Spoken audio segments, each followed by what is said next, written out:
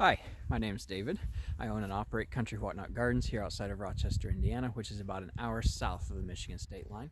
I grow 25 different species and varieties of bamboo, and right here behind me is one of those species. This is Phyllostachys atrovaginata, also known as Incense Bamboo. It was formerly classified as Phyllostachys congesta.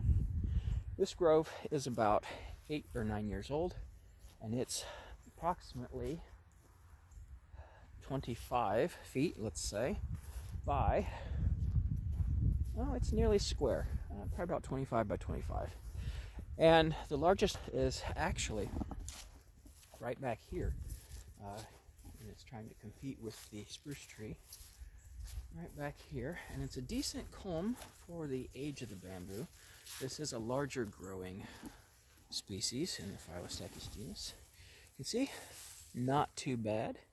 And on a warm day, when it feels like it, the reason it's called incense bamboo is if you rub these culms, it will, and smell it, it will emit, sometimes when it feels like it, it will emit a sandalwood almost type smell. They say that if you cut it and take it in the house indoors in an enclosed environment, that sandalwood smell becomes more apparent. I've not tried that yet myself. I need to cut a piece and take it in just to try it, right? But another trait of this bamboo is that it produces rhizomes that have air channels in the outer walls, and that allows it to grow in wetter soil. I don't know how to incorporate photos into my videos here yet. I apologize about that. So I will be providing a link down in the description. Check that out with a photo on my website that I took of a cross-section of a rhizome of this to show the air channels in it that allow it to grow in wetter soil. Now, when you're dealing with a bamboo that can grow in wetter soil and tolerate those conditions, you still want to start it in an upland type environment above flood grade, because if you start it right down in the wetter soil, it will, being a new plant, it will drown out.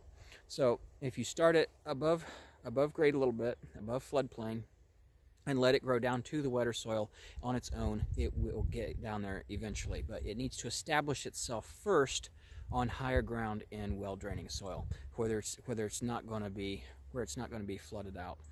And this bamboo, I believe, is classified as a timber species. It has capabilities of reaching upwards of 30 feet, I believe close to 40, and 3 inches in diameter. Whether it does that here in our climate remains to be seen, because it's a very slow process, it seems like, it's only about 8 or 9 years old anyway. The Chinese say that 3 things are necessary for growing timber bamboo: patience, patience, and patience. I know bamboo has that reputation of growing that fast growth within just a few weeks of time, right? Within 6 weeks it can reach its full height, however high that is. That is true, but this behind me grew in 6 weeks last spring, and it is, oh gosh, it must be close to 14 foot tall, the tallest of it. Now, likewise, when it's between 30 and 40 foot tall, wherever that optimal condition is that allows it to get that size, those shoots will also reach that height in 6 weeks. So bamboo shoots, no matter how big their ultimate size, reach full size, however big they're going to be, in about 6 weeks. Now, that doesn't mean when you take a plant like this and plant it, it's going to, boom, be right up to between 30 and 40 feet in 6 weeks. That's not going to happen. It has to establish itself first, get settled in. You're going to have 3 years where it's going to sit there and do almost nothing. Its 3rd year, it will finally begin to take off, but it's not going to be mature. It's not going to be producing mature-sized culms by that time. It takes years and years to get a bamboo grove established up to size. And like I say, this grows between 8 and 9 years, and you can see the size of it, and it's got potential, this species, like I say, between 30 and 40 feet. So it's still building a root system to be able to do that.